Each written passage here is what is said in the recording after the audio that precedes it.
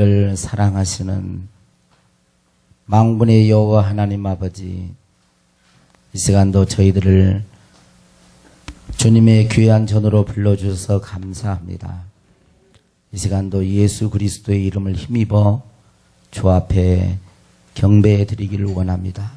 모든 성도들을 만나주시고 말씀하시고 주님의 따뜻한 품에 안아 주시옵소서.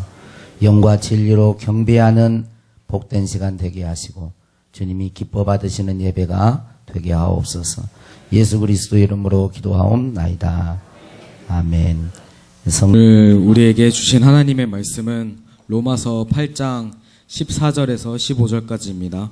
무릇 하나님의 영으로 인도함을 받는 사람은 곧 하나님의 아들이라. 너희는 다시 무서워하는 종의 영을 받지 아니하고 양자의 영을 받았으므로 우리가 아빠 아버지라고 부르짖느니라. 아멘. 또 하나님께서 우리 모두에게 은혜를 주실 줄로 믿습니다.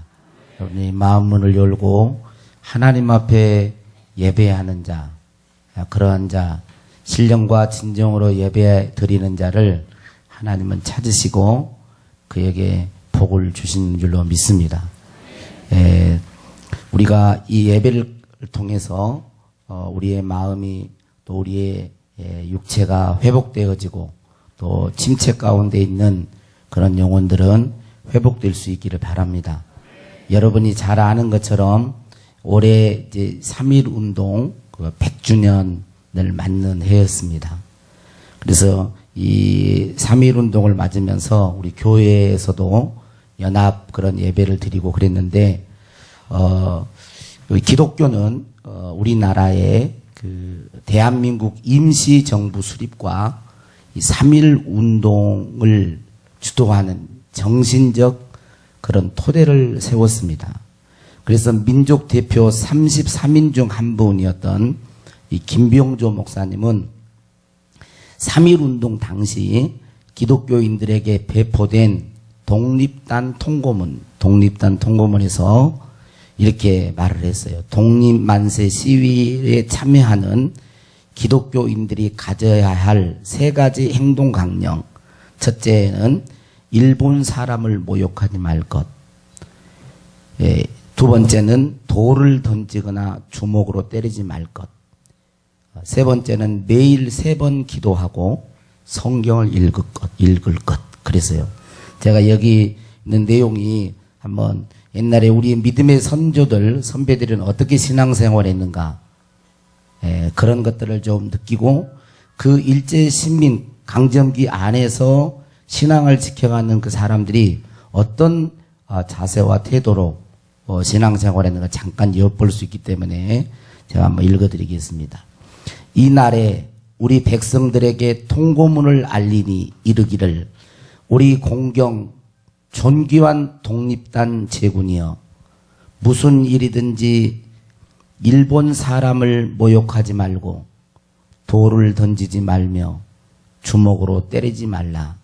이는 야만인들이 하는 바이니 독립의 참뜻을 훼손할 뿐인즉 각자 주의하기를 바라며, 신도는 매일 3번 기도하되 일요일은 금식하며 매일 성경을 읽되 월요일은 이사야 10장, 화요일은 예레미야 12장, 수요일은 신명기 18장, 목요일은 야고보서 5장, 금요일은 이사야 59장, 토요일은 로마서 8장으로 돌아가며 읽을 것이라 하였더라. 이렇게. 그 3.1 독립운동을 하는 기독교인들에게 또 3.1 동안하는 이 통고문을 보내면서 이런 자세로 일요일은 금식하면서 월요일부터 토요일까지 성경 한 구절을 읽으면서 하루에 3번씩 기도하고, 그렇게 일본 강점기 어떤 통치 아래서도 신앙을 잃지 않고 주님을 바라보면서 바른 그리스도인으로 살아갔다는 거예요. 그래서 정신적 지주가 되었다고 그렇게 역사가들은 기록하고 있습니다. 오늘 우리들도 그런 영적인 그런 어떤 힘을 얻어서 정말 주 앞에 바른 삶을 살아야 될 줄로 믿습니다. 현대인들의 특징 중 하나가요, 도피를 잘하는 거랍니다. 도피. 나에게 닥친 문제를 자신의 것으로 받아들이지 않고 자꾸 부정하면서 다른 사람 탓을 한다는 거예요. 예를 들어서 시험을 이렇게 봤는데 성적이 안 좋잖아요. 그러면 아하, 내 실력이 이것이구나 이렇게 하는 게 아니라 시험 문제가 잘못 출제됐구만, 환경이 안 좋아서 그래, 이런 식이라는 거예요. 못 사는 것도 왜 못 살아요? 자기에게서 문제를 찾는 게 아니라 나라가 정치를 잘못해서 이렇게 한다는 거지. 신앙생활도 그래요. 신앙생활도 은혜가 없으면 본인에게 찾아야 되는데 1차적인 것은 자기에게 있는 거잖아요. 교회가 어떻고 뭐가 어떻고 남 탓을 자꾸 한다는 거죠. 미국 캘리포니아 대학의 브라이언 킹 박사는 사람의 거짓말을 연구하다가 재미있는 말을 발견했습니다. 이 세상 사람들이 가장 많이 하는 거짓말이 있는데, 그런데 그 거짓말은 자신도 거짓말인 줄을 모르고 한다는 거예요. 무슨 말을 자주 하면서 거짓말인 줄 모르고 본인이 거짓말을 할까요? 그것은 바쁘다는 말이래요. 바쁘다. 한번 해봐요. 바쁘다. 네. 자신도 거짓말인 줄 모르고 바쁘다는 말을 계속 한다는 겁니다. 바쁘다는 말을 하면서 자신의 삶도 반성하지도 않고 자신의 그릇된 삶을 합리화한다는 것입니다. 예를 들어서 신앙생활하는 신앙인과 딱 이렇게 비교하면 바빠서 예배 드릴 시간이 없어. 바빠서 기도할 시간이 없어. 바빠서 운동할 시간도 없어. 바빠서 뭐 할 시간이 없어. 자꾸 바쁘다는 것으로 자기의 삶을 합리화하고 이것이 사람들에게 먹혀 들어간다는 거예요. 그리고 그것을 거짓말에 능숙한 현대인이라고 결론을 지었습니다. 자, 그렇다면 바쁘다는 말이 정말 거짓말일까요? 우리가 말하는데 바빠서 그런데 바쁘다는 말이 정말 거짓말일까요? 아닐 것입니다.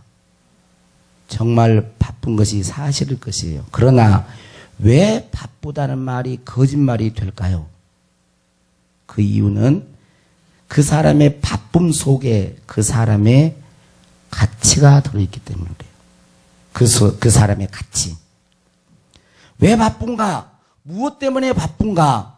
라고 말할 때 그 속에 자신의 가치관이 들어있다는 것입니다. 우리 모두는 아무리 바쁘게 살아가도 자기가 하고 싶은 건 다 하고 살고, 아무리 바빠도 자기가 좋아하는 건 다 하고 삽니다. 다 하고 살아요. 그러니까 정확히 말하면 바빠서 못하는 것이 아니고 그 일에 그만큼의 가치를 두고 있는 거예요. 예배 드리는 시간, 기도하는 시간에 예배를 안 드리고 다른 걸 이렇게 하면 그 사람에게 예배와 기도, 뭐 전도, 뭐 이런 봉사, 뭐예요? 다른 걸 하면 그것보다 그것에다 가치를 두고 있는 거지.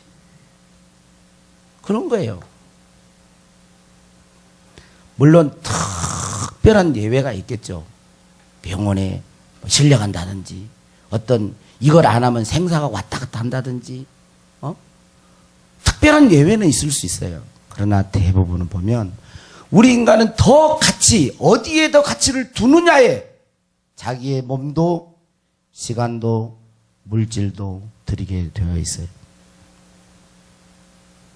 그러므로 바쁘다는 말도 사실이지만 동시에 그 바쁘다는 말이 거짓말도 될 수가 있는 것입니다. 그러므로 나는 정말 바쁜가? 아니면 핑계를 대고 있는가? 정직하게 물어야 돼요. 사실 바쁜 것은 좋은 일이죠. 왜냐하면 할 일이 많다는 것이기 때문에 좋은 일입니다. 그런데 왜 바쁘게 일하면서도 정신이 없고 분주하고 쫓기는 마음을 갖고 있을까? 심층 심리학에서는 바쁘게 일하면서도 불안한 이유는 바르게 살고 있지 않기 때문이다 그랬어요. 뭐라고요? 막 열심히 사는데 그러면서도 뭔가 막 열심히 뭔가를 하는데 막 쫓기고 불안하고 어딘가 모르게 시간적인 그런 여유가 없고 규모가 없고 이러는 것은 바르게 살고 있지 않기 때문이라는 거예요. 나는 몰라도 내 마음의 깊은 곳에서는 자신의 영혼이 안다는 것입니다. 바쁘게 살고는 있지만 바르게 살고 있지 않다는 것. 그럴 때 그 마음이 불안하고 쫓기고 무언가 허전하다는 거예요. 여러분 일주일 동안에 여러분의 삶을 가만히 돌아보세요. 바쁘게 살으셨죠? 다 바쁘게 살아요. 당신 이렇게 물어보면 바쁘게 살았어요? 게을르게 살았어요? 그러면 아마 대부분 또 창피하니까 게을르게 살았어도 바쁘게 살았어요. 나 바빴어요. 그럴 거예요. 바쁜 게 사실이에요, 또. 그러나 정말 하나님 앞에 올바르게 살았는가?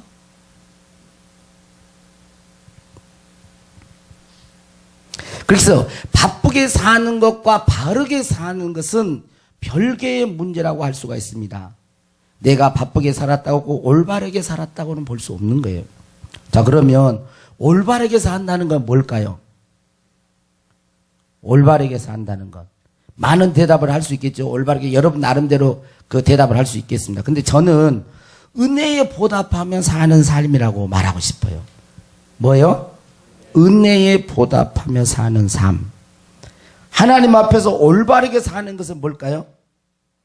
하나님 올바르게 사는 것. 하나님의 은혜를 알고 그 은혜에 합당하게 사는 것이에요. 그 은혜에 합당하게 사는 것. 오늘 말씀은 하나님이 우리를 양자 삼으심과 그로 인하여 우리가 하나님을 아빠, 아버지라 부르게 되었다는 거예요. 오늘 15절 말씀을 한번 보겠습니다. 같이 읽어봅니다. 자, 시작. 너희는 다시 무서워하는 종의 영을 받지 아니하고 양자의 영을 받았으므로 우리가 아빠, 아버지라고 부르짖느니라. 여러분 하나님 앞에 여러분 섰을 때 하나님이 무서움이 느껴집니까? 하나님이 두렵고 무섭습니까?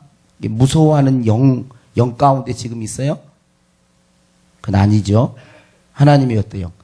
친밀한 하나님이 어린아이가 하나님을 아버지를 부를 때 가장 친밀한 아빠잖아요. 아빠. 아버지도 오지만 아빠. 가장 친밀한 관계. 여러분의 상태가 지금 그런 상태에 있나요? 하나님이 아빠. 하나님 아빠.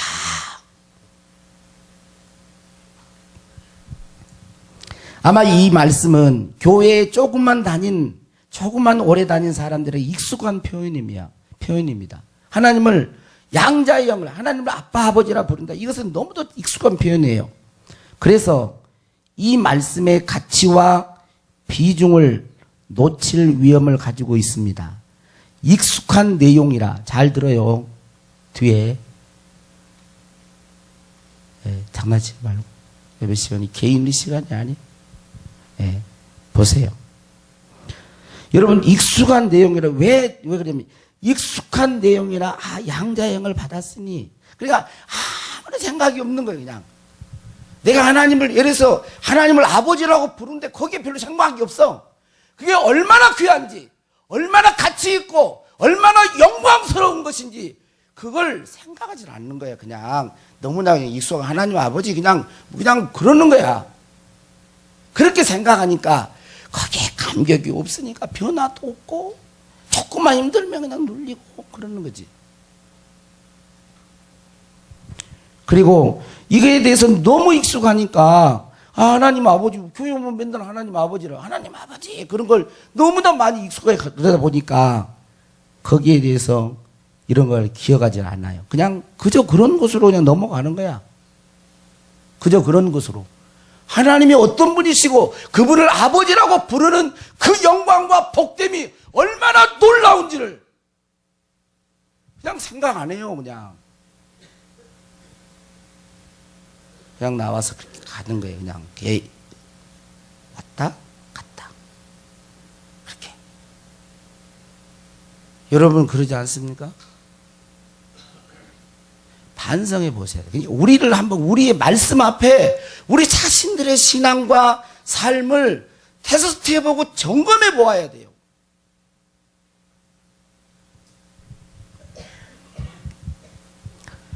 사도 바울이 이 말씀을 할 때에 그 강조점을 따라가야 됩니다. 우리가 양자의 영을 받아 하나님을 아버지로 부르게 되었다는 내용의 의미를 이해하는 정도가 아니라,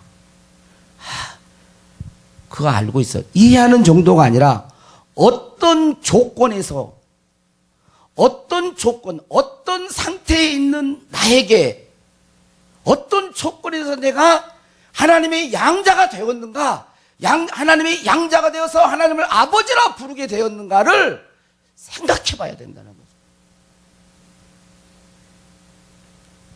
그리고 그분을 아버지라 부름의 영광을 알아야 됩니다. 그리고 실제 나의 조건이 이런 상태에서 내가 하나님의 은혜로 하나님의 양자 하나님을 아버지라고 부를 수 있는 그런 존재가 되었음을 진실로 경험하고 아는 자는 하나님 앞에 실제적으로 감사하며 감격하며 그분께 영광을 돌리는 거예요. 자, 지금 제가 목이 타요? 목이 탑니다. 자, 제 목이 어쩌겠어요? 물을 먹었으니 당연히 목이 축여졌겠죠. 자, 물을 목이 탔는데 물을 마시면서 목이 안 축여졌습니다. 그럼 제가 뭐 하는 거예요, 지금? 뭐 하는 거겠어요? 거짓말하고 있는 거겠죠. 당연히 물이 입에 들어가면 목이 축여지는 거예요. 마찬가지예요. 이 말씀을 익숙하다고 그냥 넘어가지 말고 좀 깊이 묵상하고 실제 내가 이것을 사실로 가지고 있으며 그것을 내가 누리고 있는가, 그 안에 내가 있는가, 그리고 그것도 현재적으로, 현재 지금 예배드리기 이전도 아니고 어제도 아니고 오늘 지금 이 순간에 그런 것들을 가지고 있는가, 그리고 누리고 있는가, 그것을 말하고 싶은 거예요. 여러분들이 이 사실을, 지식을 모르는 게 아니에요. 여러분 알아요. 여러분 지금 성가대에 앉아있는 사람, 이 말씀 모르는 사람 누가 있겠어요? 다 아는 말씀입니다. 그러면 제가 여기서 똑같은 말을 하면 그냥 지식을 이야기하는 그건 아무런 소용이 없어. 알고 있는 거 똑같이 얘기는 아무 소용이 없어요.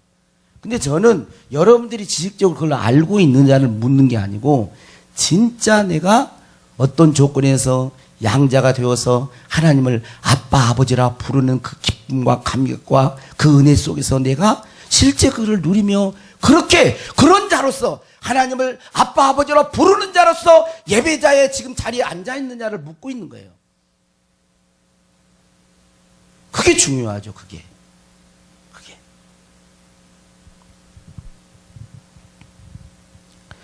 오늘 말씀은 아들들이 받은 성령을, 여기다 아들들은 이게 딸도 마찬가지입니다. 하나님의 자녀를 그 대명사로 어떻게 보면 총칭하는 걸 아들로 총칭한 거예요. 또 혹시 목사님이 또 왜 아들들만 이야기하고 딸들은 얘기 안 한가 그렇게 한 게 아니라 아들들이라는 소리는 딸도 같이 들어가 있는 거예요. 하나님의 자녀를 총칭하는 거예요. 자, 아들들이 받은 성령을 뭘로 표현하고 있습니까? 그 양자의 영. 뭐라고 해봐요. 이제 따라서 해봐요. 양자의 영. 양자의 영으로 말씀을 합니다. 왜 아들의 영이라고 하지 않고 양자의 영이라고 했을까요? 그것은 정확한 설명을 해주기 위해서 그래요. 정확한 설명을 해주려고.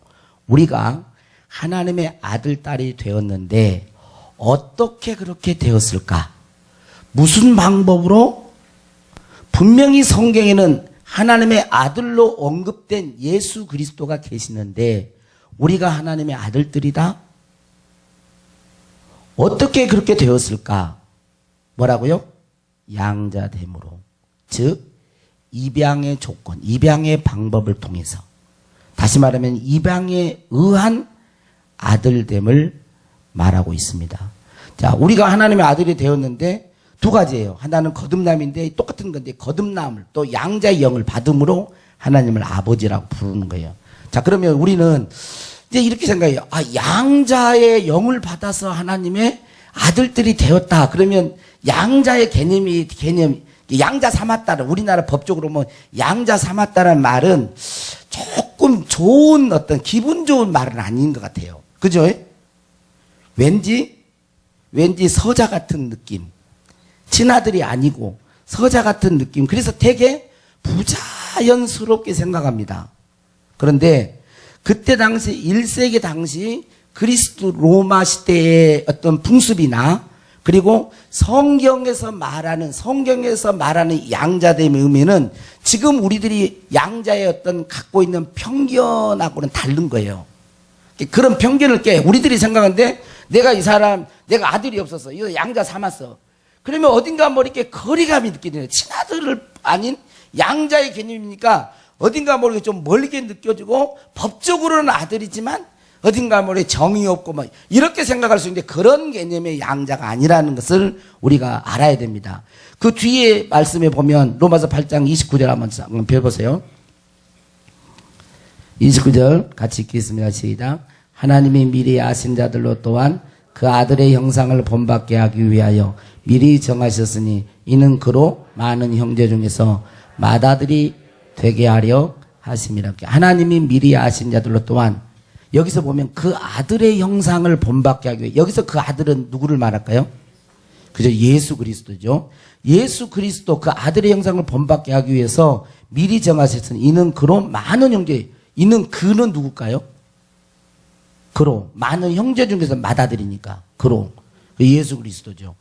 그러니까 하나님의 아들 예수 그리스도가 계시는데 그 예수 그리스도와 우리가 양자되어서 아들이 되는 거 분리된 예수 그리스도는 친아들, 우리는 어디 주소온 아들 이런 개념이 아니라 그런 게 아니라 예수 그리스도의 형상을 본받게 하고 그 예수 그리스도 하나님의 독생자 예수 그리스도의 맏아들이 되고 그 동생들 그러니까 예수 그리스도 연합된 어떤 그 아들을 의미한다라고 볼 수가 있습니다. 자, 그리고 히브리서 2장 11절 13절 말씀을 한번 같이 앞에 있는 말씀을 한번 보세요. 자, 같이 읽습니다. 시작. 거룩하게 하시는 이와 거룩하게 함을 입은 자들이 다 그 한 근원에 그러므로 형제라 부르시기를 부끄러워 아니하지. 이르시되 내가 주의 이름을 내 형제들에게 선포하고 내가 주를 교회 중에서 찬송하리라 하셨으며 또 다시 내가 그를 의지하리라 하시고 또 다시 볼지어다 나와 및 하나님께서 내게 주신 자녀라 하셨. 자, 여기 보니까 거룩하게 하시는 이 예수 그리스도를 우리 거룩하게 하시죠. 예수 그리스도. 자, 거룩하게 하시는 이와 거룩하게 함을 입은 자. 그럼 누구예요? 거룩하게 함을 입은 자. 오늘 우리들이죠. 다 한 근원에서 난지라 성령으로 다요. 그래서 그러므로 뭐래요? 형제라 부르기를 부끄러워하지 아니하고 그랬어요. 그러면서 여기 보니까 그리스도와 우리를 형제라 부르기. 양자 삼았다 해서 양자는 뭐 천한 것 이게 아니고 이때 당시에 그 개념은 그게 아니라는 거예요. 그리스도와 연합되어 있는 형제로서의 양자의 개념이 성경에 있다라는 것입니다. 그리고 로마서 8장 17절 그 앞에 보니까 우리 본문하고 나와 있죠. 뭐라 그랬어요? 자녀이면 또한 상속자 곧 하나님의 상속자요 그랬어요. 자녀이면 또한 하나님의 상속자 곧 하나님의 상속자요. 그리스도와 함께한 상속자니. 자, 그래서 여기서 우리가 양자의 영을 받아서 양자가 되어서 하나님을 아빠 아버지라 불렀다는 이 양자됨은 우리가 생각하는 편견의 양자됨이 아니라 예수 그리스도와 공동 상속자가 되는 것이에요. 예수 그리스도와 뭐예요? 공동 상속자가 되는 거. 이건 하나님의 상속을 그대로 받는 거예요. 그러니까 여러분 어떤 큰 회장에 양자가 되어서 거기에 그 상속을 그대로 받아도 대단히 복된 건데 창조자 하나님의 양자에서 그대로 그 그리스도와 함께 그 상속을 그대로 받게 된다는 게 엄청난 놀라운 것이죠. 그리스도와 공동 상속자가 되는 하나님의 아들들이 됨을 말하는 것입니다. 이 말씀은 우리들이 하나님의 가족의 구성원이 되었다는 뜻입니다. 에베소서에서는 이것을 뭐라고 얘기하냐면 권속, 그래서 권속. 권속은 가족이라는 뜻이거든요. 예수 그리스도를 믿는 사람들은 예수님과 함께 하나님의 가족의 구성원이 되어 여러분들은 하나님의 가족이 된 거예요. 한번 해봅시다. 나는 하나님의 가족입니다. 하나님의 가족의 구성원이 되어서 그리스도와 공동 상속자가 되었다는 그 양자의 의미예요. 저와 여러분들이 예수님을 믿는다면 그런 축복을 받은 자예요. 이건 엄청난 놀라운 거죠. 그렇죠? 안 그래요? 그래도 안 기뻐요? 어찌 하나님의 상속자가 됐다는 게 시원찮은가요? 시원찮아요? 그러면 도대체 여러분들은 얼마나 큰 복을 줘야 막 할렐루야가 로또 복고? 하나님의 상속자가 로또 복고? 아이고, 로또 복고는 게임도 안 돼요. 근데 로또 복고 당첨된 것보다 덜 기쁜데. 그래요? 아, 더 기뻐야지 진짜 가지고 있다면.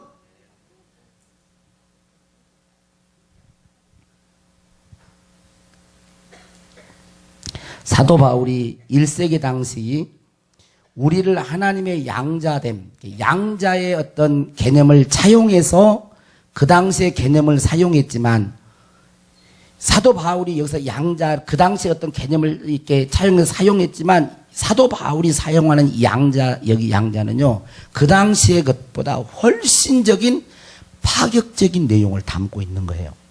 더 큰 의미를. 1세기 당시 입양은 주로, 입양을 내가 어떤 큰 귀족이에요. 그럼 내가 입양을 하려면 친족, 옛날에는 입양이 그때 당시에는 자연스러워. 왜냐면 병이 많았고, 그래서 자식을 낳으면 그냥 죽어버리는 거예요. 그 다음에 또 남자들은 그때는 로마에 전쟁에 나가요. 전쟁에 나가서 죽는 경우도 많아요. 근데 내가 부가 있고 재산이 많고 이러니까 자식이 없으면 이걸 물려줄 만한 그게 없잖아. 상속을 해줄 만한 게 없어요. 그러니까 양자를 삼는데 주로 친척, 또 가까운 어떤 그런 집안, 인척, 이런 사람들을 그 중에서 아들로 삼는 거예요. 자녀를 양자로 삼아요. 자기 자신의 재산과 이름을 보존하기 위해서 그렇게 양자, 입양을 했는데 이게 그때 당시에는 실제 사회였어요. 실제 사회. 그런데 완전한 외인, 완전한 외인은 잘 모르는 사람, 완전한 외인을 양자 삼는 것은 법적으로는 가능했지만 그런 사례는 거의 없다는 거예요. 왜? 친척이나 인척 가까운 집안을 양자 삼는 것은 통용되었고 많이 있었지만 먼 외인을 양자 삼는 건 법적으로 예스인데 그런 경우는 아주 드물었고, 특별히 노예, 자기 집에 있는 노예라든지 종, 머슴, 이러한 자를 상속자로 양자 삼아 입양해가지고 상속자로 세우는 것은 법적으로는 가능했지만 거의 드문 거예요. 여러분들이 배너라고 하는 영화를 아마 보신 분들은, 배너가 원래 이스라엘 귀족 집안이었지만 그래서 이제 모함을 해가지고 그 노예로 팔려가잖아요. 그래서 밑에서 배를 젓는 그게 일꾼이거든요. 배를 젓는. 근데 그 귀족 이름은 제가 하도 모르잖아요. 어떤 귀족의 그 생명을 건져내잖아요. 노예에서 생명을 건져내면서 그 아들이 없어. 용각사는 소리가 안 나요. 예. 예. 근데 그 생명을 구원해 주니까 어떻게 해요? 그 양자로 이렇게 해주는. 그래가지고 다시 기회를 내. 복수를 하려고 하는데 자기 분이 만류하고 그래가지고 정식 경기로 해가지고 그 말 타고 이렇게 경주하는, 그걸 경기를 통해서 뭐 하잖아요. 그렇잖아요. 거기서 이제 양자해주는 그러나. 노예. 그런 경우는 극히 없다는 거예요. 극히. 자기 집에 종을 노려.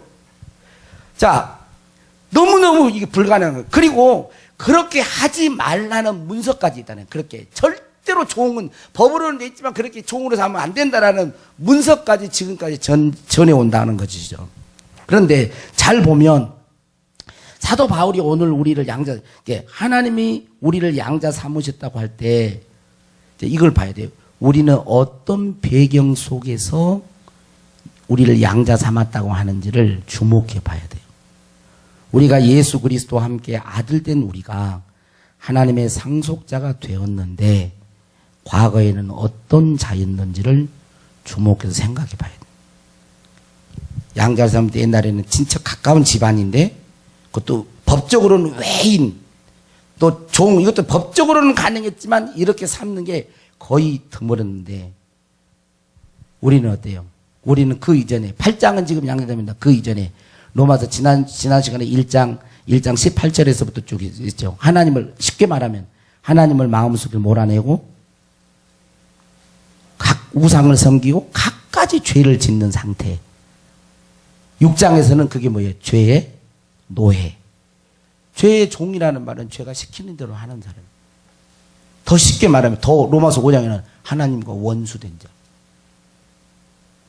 그러니까 하나님과 우리 사이의 관계는 입양시킬 수 있는 법적인 관계 속에서 가장 먼 상태에 있고 하나님과 원수된 관계라는 말은 입양시켜서는 안 되는 조건에 있는 자를 양자의 영을 주셔서 우리를 양자 삼으시고 하나님의 아들들이 되게 하사 하나님을 아빠 아버지라 부르게 하셨다는 거예요.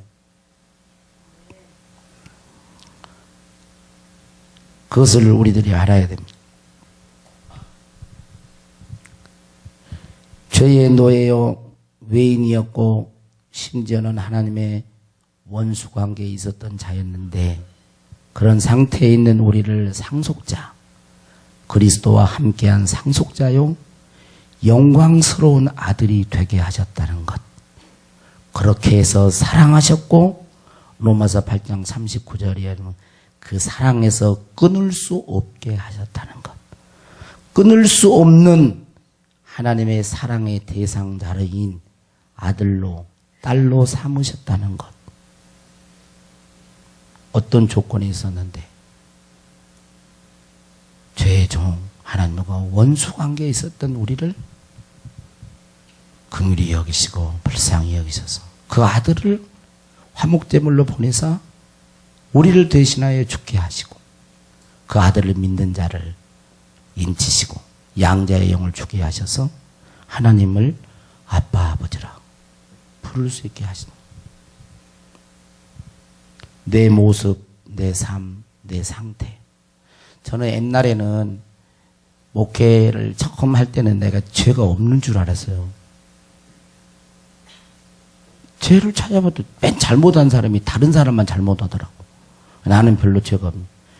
근데 이제 목회 30년 넘어가면서 이렇게 보니까 행위적인 죄도 물론 순간순간 연약하게 넘어지지만 속에 있는 이 죄성이 보일 때 정말 너무너무 힘든 그런 이 상태, 이런 모습, 이런 삶, 이런 상태에 있는 나를 예수 그리스도의 은혜로 말미암아 우리를 양자 입양했다는 거예요.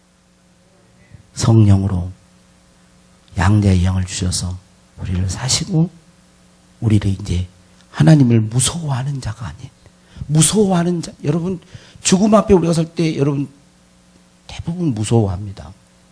근데 여러분 우리는 하나님을 무서워하는 자가 아니에요. 진짜 하나님의 성령이 여러분 안에 거하시다면 하나님을 그렇게 어떻게 부르셔야 돼요? 아빠, 아버지 그렇게 부를 수 있어요. 여러분 그렇게 부를 수 있습니까? 지금 어때요? 지금 한번 해봐요. 맨 잘못한 것만 생각하고 막 그러지 말고 은혜를 생각해라니까.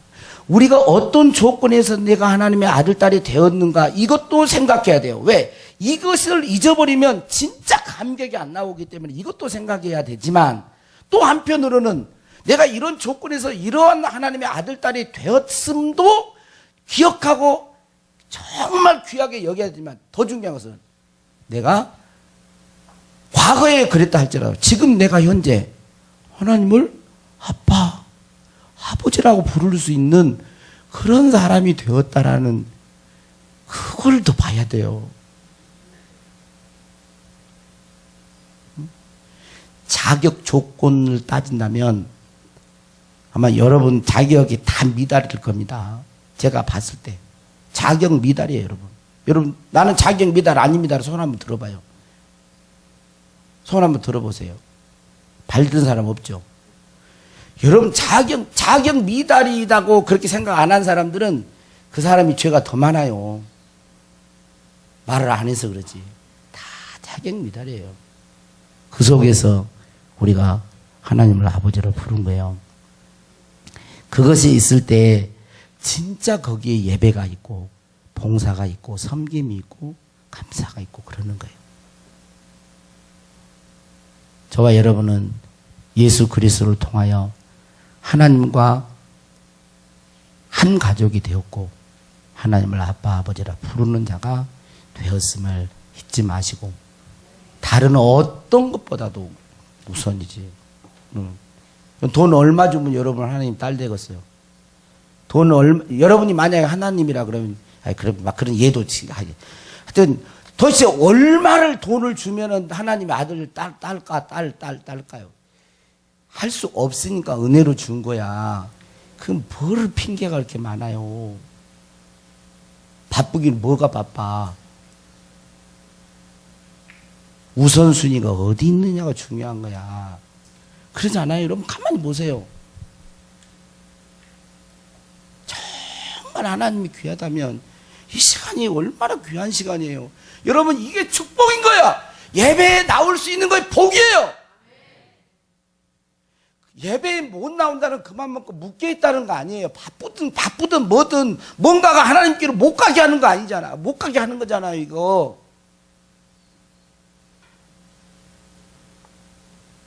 좀 저와 여러분이 좀 그랬으면 좋겠어요. 다른 어떤 것보다 물론 부득이한 사정은 있을 수 있어요. 그러나 그냥 나는 하나님과의 약속이 제일 우선이야. 이런 마음을 가지고 예배에 오고 좀 예배에 참여하고 그리고 여러분 예배 가운데 은혜가 없으신 분들은요 목회자를 위해서 담임 목사를 위해서 기도해요. 기도 좀 해. 왜 기도 안 하는 거 하면 제가 다 알아요. 목사님은 기도 안 해도 잘 할 거잖아요. 신앙생활. 그런 마음이 있어갖고 안 해. 근데 그렇게 하면 안 돼요. 여러분. 진짜 사랑하면 기도가 돼요. 사랑 안 하면 기도가 안 나옵니다. 여러분 진짜 한번 보세요. 사랑하게 되면 기도가 돼요. 그러니까 제가 뭘 높임을 받으려고 그러는 게 아니라 저도 부족하고 연약함이 많은 사람이지만 제가 그래도 온전한 하나님의 통로자가 돼야 되잖아요. 말씀을 전해도 언어라고 그러면 안 되니까 이걸 좀 잘, 이 언어만이 아니라 그 안에 영을 담아서 해야 되잖아요. 그러면 저를 위해서 기도를 해줘야 영이 통할 거 아니야. 기도는 지시를 안 하고 예배 드리면서 설교, 예를 들어서 그런 사람 한 사람도 없어요. 지금 제가 생각하는 거예요. 설교가 은혜가, 나 그 소리를 안 들어봤으니까 한 사람이 없을 거라고. 뭐 설교가 은혜가 없네. 그러면 안 된다는 거야. 그러니까 은혜가 안 되면 목사를 위해서 2시간씩 기도해요. 그러면 그냥 은혜가 팡팡 쏟아질 거예요. 아멘 해요. 네. 여러분 2시간씩 기도해 줘봐요. 그러면 제가 하나님은 여러분을 사랑하십니다. 그래도 막 은혜가 막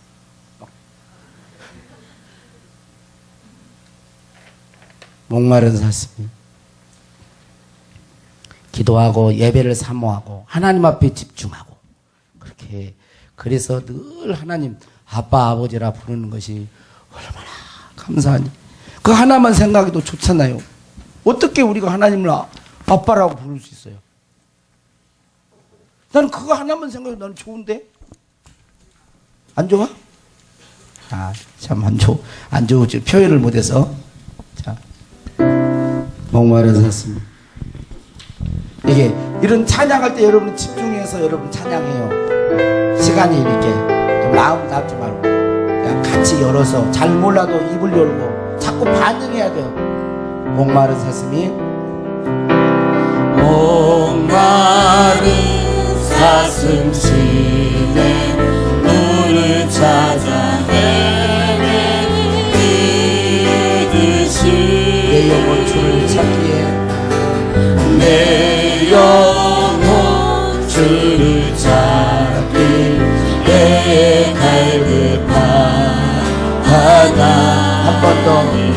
사슴이 시냇물을 찾아 목마른 사슴 시내 물을 찾아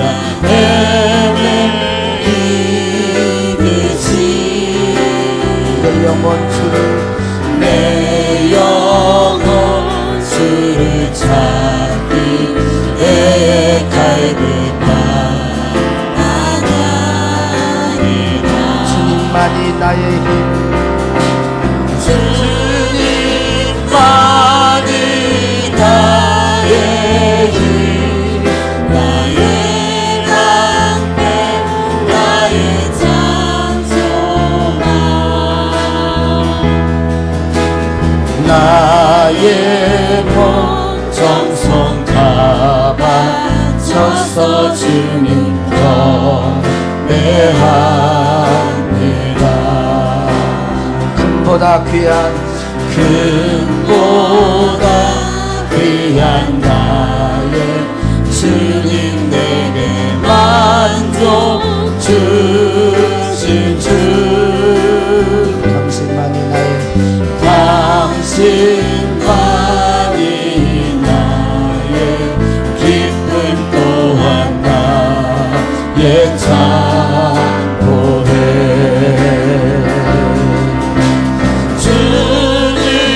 주님만이 나의 힘 나의 방패 나의 장소만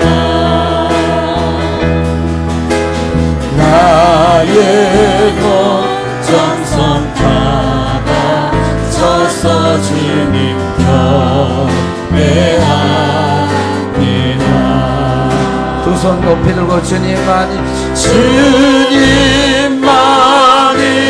나의 힘 나의 방패 나의 장소만 나의 몸 정성 받아 서서 주님 경배합니다. 두 손 높이 들고 있으세요. 여러분의 영이 침체에 있다면 시간 회복시켜달라고. 목마른 사슴이 시냇물을 찾기에 갈급하듯이 내 영혼이 주를 찾기에 갈급합니다. 하나님을 아빠 아버지라 부르면서도 내 영이 왜 이렇게 답답하고 힘들고 어렵습니까? 무엇 때문입니까? 왜 내 안에는 진정한 만족과 기쁨이 없고 눌림이 있습니까? 하나님 내 영혼을 주여 침체에서 벗어나게 해주십시오.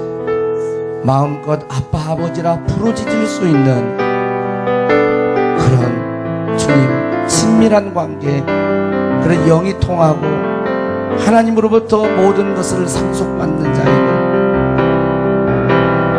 주여 다시 이 시간에 회복시켜 주세요. 나의 힘 나의 방패 나의 장소만 나의 몸 정성 다바 져서 주님 경배합니다. 1절만 찬양대 찬양 불러주시고 같이 기도해요. 목마른 주님 영적인 침체에서 벗어나 내 영이 깨어나게 하시고 내 영이 힘을 얻게 하시고 내 영이 기쁨 주게 하시고 주님께 감사하며 찬양하고 함께 하나님 앞에 나아갈 수 있는 우리의 심령이 되게 해주시죠. 우리 주여 세 번 부르고 동서로 기도합니다. 주여